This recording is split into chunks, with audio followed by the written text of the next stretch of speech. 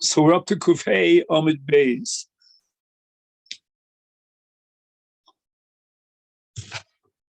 The Mishnah establishes that if the Cheresh received Chalitza, then in such a case, let's go back to the Mishnah for a second. And it's a Chalitza Psula, Amar Rabbi Yehuda Amar Rav, that which the Mishnah taught that a Chalitza of a Katan, let's talk about Katan now, and then we'll get back to Cheresh. The Chalitza of a Katan is a Chalitza Psula, therefore she can no longer marry the Achim, no Yibum. So it means that there is some validity and significance to the Chalitza of a Katan, is Divrei Rabbi Meir. This is the Shita of Rabbi Meir.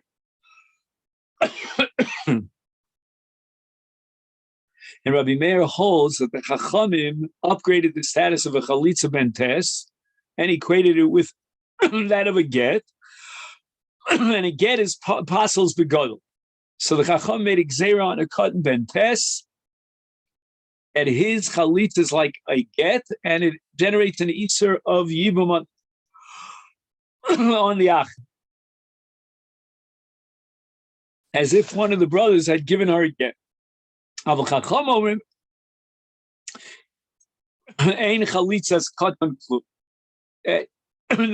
of a Katan is meaningless, and she can be misyam. Now, Ketana Shecholza, she'll need Chalitza. She'll need to repeat the Chalitza when she becomes a Gdola. Omar Rabbi Yehuda Amar Rav. So Divrei Rabbi Meir. Rabbi Meir holds that a Ketana is excluded from Chalitza. Therefore, if she had a Chalitza as a Ketana, she needs another repeat. Chalitza when she becomes a Gedola. The Omar, he derives the word Ish. Excuse me. In the Parsha of Chalitza, the Torah says Ish.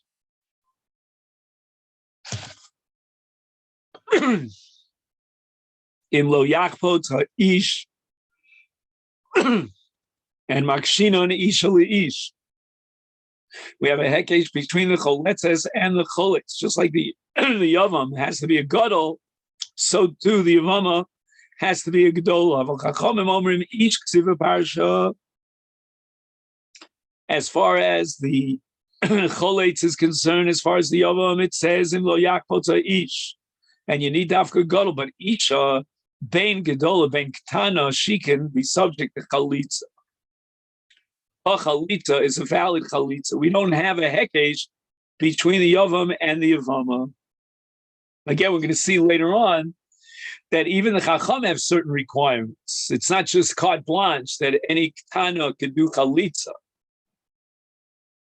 Man Chachamim, who are the Chachamim that hold that a Ketana could do Chalitza, and they reject the Hekesh to a Katan, Rabbi Yossi, and now we're going to prove it to Rabbi Yossi.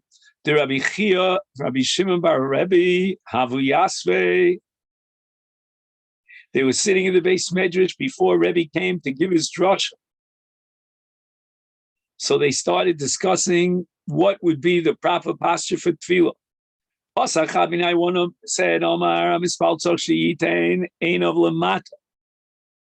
he should have his eyes facing downwards, and he should have his kavanas halev downwards. Now here the word lamata is a little bit tricky. It doesn't mean literally lamata, but rather it means klape Eretz Yisrael. The Shechina is there in Eretz Yisrael in the Beis HaMikdash, and that's where he should have all his focus. How do we know this? Shenemar, because the pasuk says, I believe it's in Tehillim. Let me just make sure. No. 1 second. It's a pasuk in Malachim Aleph, Tertes. Behayu enai v'libi sham kol hayamim. My eyes and my heart were there in the Beis Hamikdash all the days. Chana Omar, according to the other opinion, Mispalel should have enov lemala. He should be looking up to Shamayim. That's where the Shechina is in Shamayim. Shenemar Nisa. This is Eich, I believe. Yeah, Nisa levavenu el kapayim el bashamayim. Now the word kapayim here refers to the clouds in the heavens. And therefore, he should lift up his heart and have a kavana lamala to the heavens. That's where the Shechina is. Adahachi, while they were speaking, until they finished the conversation, also Rabbi Shmuel, Rabbi Yossi, Legabayu. So Rabbi Shmuel came in. Again, Rabbi hasn't even come in yet. And he said to them, Omar lahul b'mayasiksu askitu, what were you dealing with? Amalu b'tfila. And I guess I told him the different shittas. Amalu kach Omar Abba, this is what I heard from my father, Rabbi Yossi. And by the way, this whole Gemara that we're about to learn is all about Rabbi Yishmael, the son of Rabbi Yossi, transmitting the Torah of his father, Rabbi Yossi. We should reconcile these two postures and these two attitudes in tefillah, and he should do both. On the one hand, his einayim should be lemata towards Eretz Yisrael, the Shechina, but libo lemala should be towards the heavens. That's the ikar makom Shechina. Kadesh is kaimu shnei mikros halol, so you can fulfill these two psukim. Okay. Now, enter Rebbe. And this next Agadata is very painful for me. Adahachi. All right, so they're discussing tefillah. Also, Rebbe, if the Rebbe comes in to the yeshiva, to darshan, to present his Torah. At that point, everyone has to sit down in their place. And they used to sit on the ground. Inu, Reb Chia and Reb Shimon bar Rebbe, Dahavi Klili, they were light, meaning they were skinny. They didn't have a lot of flesh. They weren't fat. Yasivid b'duchtayu. They immediately found their places quickly before Rebbe would start the shir. So, because once you start the shir, then there's an Iser called Lifsoa al Roshei Kahal. And it's not proper behavior to, walk through the students when the Rebbe is giving the shir. So they got a chance to sit down before the Rebbe started giving the shir. But Rabbi Yishmael, Rabbi Yossi, Agav, as a result of the fact of Yukre, he was a Baal Basar, he was a very heavy-set guy. He couldn't immediately take his seat before Rebbe started the shir. And he was walking slowly, as if to say, on top of the people who were sitting in the Beis Medrash. I mean, not literally, he wasn't standing on top of anybody, but in order to get to his place, it's like he's stepping on their heads. Amalei Avdon. Avdon was a Talmud of Rebbe. His name was Abba Yudin. And he says to Rabbi Shmuel, who do you think you are? Miuzeh. Shebefasea al Roshei. I said, Kol al Roshei Am Kadosh. The Talmidim are sitting on the karka, and you're like, it looks like by walking in between them, like as if you're standing on top of their heads. And the Gemara Sanhedrin prohibits that. Also, lifsoa al Roshei Am Kadosh. So he says to Gemara in Sanhedrin on Daf Zayin Amid Beis, and it derives this from a pasuk called Salah b'Malos al Mizbech. Amalei. So Rabbi Shmuel was offended by this statement. He says, I'm not a nobody. Ani Yishmael Rabbi Yossi. meaning I'm a scholar, and I play a major role in the Mesiras HaTorah, in the transmission of the tradition of Torah in the Beis Medrash. And Basi Lilmo Torah Mi Rebbe. Now here he says something very humble that I came to learn. to learn Torah from Rebbe, and therefore this is a covered for Rebbe that I'm giving, that I came to hear this year and I have something to add. In truth, as we'll soon see, he's going to teach Rebbe. But he said it in a very humble way. You know, I'm only here to learn Torah by Rebbe. Amalei Avdon gets angry at Rabbi Shmuel and he says to V'chiat hagun lilmo Torah mi Rebbe. Rebbe is a great anov, and you're being makil in the covet of all those sitting in front of him by trouncing on top of them. Are you really hagun? You're a Talmud Sheino hagun. Like as if to say, like, get out of here. You don't even belong here. Amalei, so Rabbi Shmuel says to Rabbi Yossi, V'chi Moshe haya hagun lilmo Torah mi pi'akvura. And yet, Moshe Rabbeinu, when the tzibur sat, he walked through the tzibur, and they had to stand for him. As it says in the pasuk, Vayoshev Moshe lishpod es ha'am, Vayamod ha'am al Moshe min haboker v'ad ha'eret.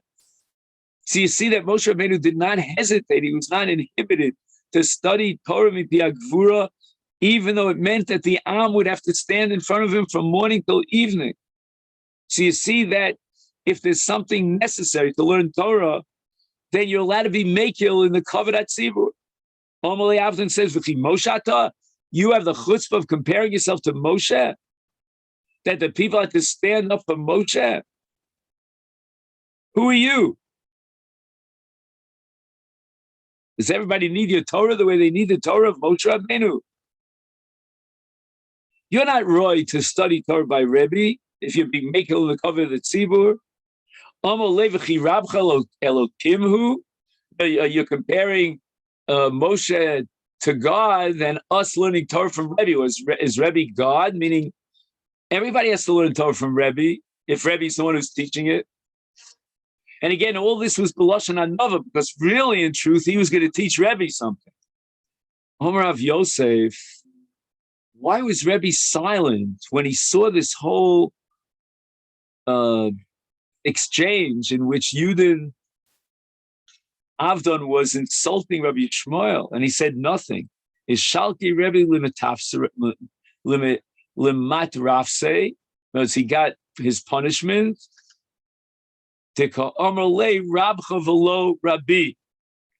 words, that the word that came out of Rabbi Shmuel's mouth was Rabcha, as if to say lo Rabbi, which is a little bit of a shtickle insult to Rebbe, but that was punishment to Rebbe because he didn't object to the busha of Avdon's statements against Rabbi Shmuel. Adahachi, during this whole give and take, this whole controversy between Rabbi Shmuel and Avdon, Asya Yevamot lekami the Rebbe.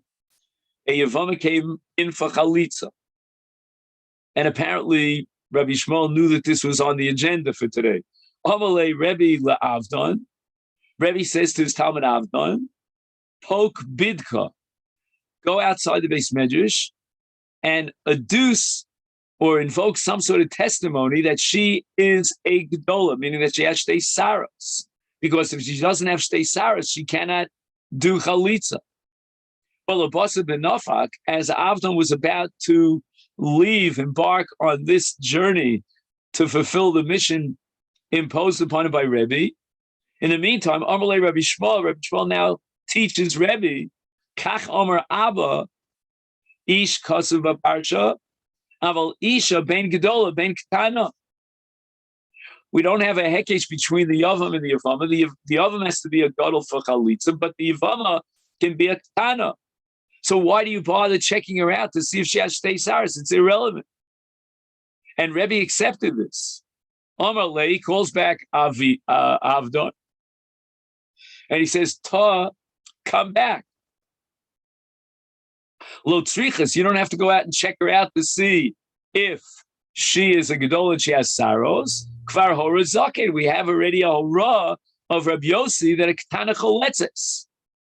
And Rabbi Shmuel is passing this on in the name of his father. So now when Avdon is called back, Kapasa Avdon v'Yossi. The people, the students are sitting on the floor, and he goes waving his way through to get back to his seat. He had a front seat. Amalei Rabbi Shmuel, Rabbi Yossi, mitzarach lo li'am kados. He's going to throw back to him all those words, those bad words that he hurled in his direction. At least I had something to teach Rebbe.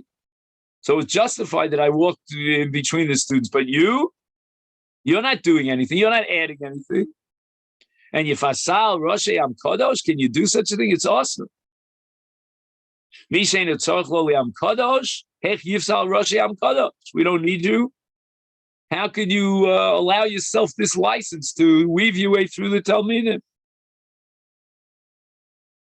Amalei Rebbe Liavdan, and Rebbe actually confirmed what Rabbi Shmuel said. Kum biduchtech. Go sit wherever you are. You have no right to move forward to a front seat and be posei al Roshei Am Kadosh. Anna, we learned in a brisa Osa Shah, when Avdon was on his way to get back to his seat and Rebbe stopped him dead in his tracks. Avdon was punished severely because he was mezalzel in Rabbi Shmuel, Rabbi Yossi. He violated Onas Dvarim. V'nitztora Avdon. As a result of Lashon Hara, he became a mitzora. But that's not the worst of it. V'tavu shnei banav. He lost his 2 sons. He had another 2 sons that were married to Ktanos, Umeyanu Shtei Ktanos, and they were Memanos in the sons of Avdon. So a threefold punishment. Rav Nachbar Yitzchak Brichrach wanted to kasveli Avdon b'hayalm. May God be blessed that he humiliated Avdon in this world, and since he gets the punishment in this world, he won't get a punishment in the next. Rav Ami v'dvar shal b'Rebbe, from the words of Rabbi Yossi, who's called Rebbe, is the Lashon Kavod, Milba, we can derive the Ketana Choletzes b'Putos. Putos means she has to have some level of das, some maturity level, because otherwise there's no kavana for chalitza. And with regard to kinyanim and metaltal, we say that once a girl reaches the age of putos, which is anywhere between the age of 6 and 10, if she has a level of charifus, of seichel, of maturity, then her actions are valid. Her kinyan and metaltal is valid. And therefore her chalitza would be valid. Rava Amar, no. It's not enough that she reaches the age of pu'utos, but tagia onas nidarim, she has to reach the age of 11 before she becomes a nara, and that's called onas nidarim. When a girl is 11 and she took a neder, then we examine her, we interrogate her, and we ask her, what is this neder for? To whom are you taking the neder? Meaning to the Almighty. And if she knows, and she's already 11, then the neder is chal. And Rabbi Yossi holds that if this girl has already shtei saros, then she's considered a gedola, and she can implement chalitza. And the chiddush here is that even though she's only 11, and we usually say that saros, but below the age of godless is called shuma. It's not really saros, but here we're going to say it is saros and hilchasa. But however, this entire discussion is purely hypothetical, because la halacha we pass out shetavi shtei saros. She has to be 12 years old, and she has to have shtei saros. So we're going to pass like Rabbi Meir. Now, again, if b'diavad there was a chalitza,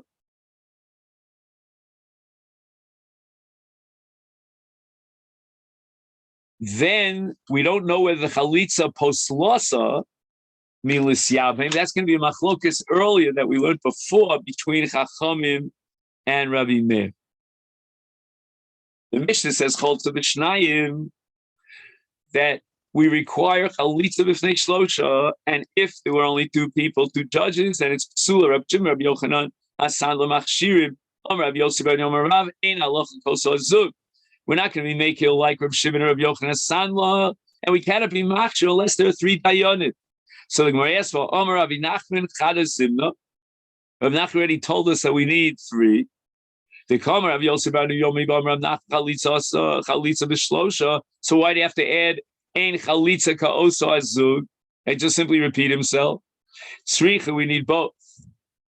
Twice he has to tell me that chalitza requires three dayanim.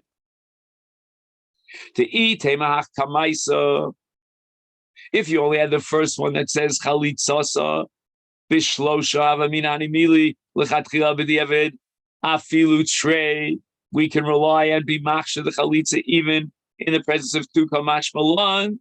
Ein halacha koso azuk. The halacha is like the Tanakama that even b'diavad, if there's no three dayanim, it's possible. The iash me'inon she'ein halacha koso azuk elok Tanakama. Have Hamida, we would have thought the Eved, the halacha is like the Tanakama, l'chatchila, we require chamisha. Three is not enough. We need five, and that's the Shita Rabbi Yehuda. Tzrich on that, Rav Nachman has to say again that chalitza is b'shlosha, and even l'chatchila, all we need is shlosha. Masechet shecholzu.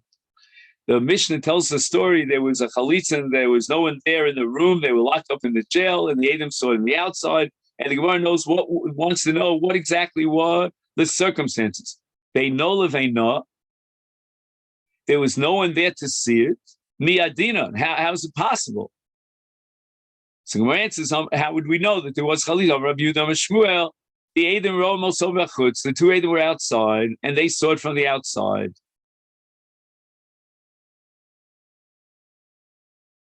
Iboilahu Masechet shecholzu beino leveina abroi. What exactly happened over here? Did the chalitza that took place without Edom and without dayanim, did that happen outside the Beis Hasurim? But Rabbi Akiva Beis Hasurim. But the question was asked of Rabbi Akiva when he was incarcerated in jail, and when the Mishnah mentions Beis Hasurim, it's going on what they tell later on. The Maisa was told in front of Rabbi Akiva, Dilma, Masechet shecholzu beino veina hoya Beis Hasurim. The very chalitza took place in the Beis Hasurim.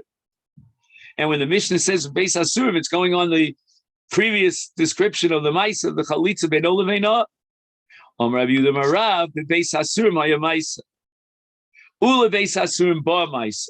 So the chalitza took place in the Beis Hasurim, and the question came up in front of Rabbi Akiva when he was in the Beis Hasurim. Okay, then, so this is where we're going to stop on the top of Daf Kuf Vav. So we're still trying to maintain a little bit of a far, at least of one blot ahead of the Daf Yomi. Wishing you a great day.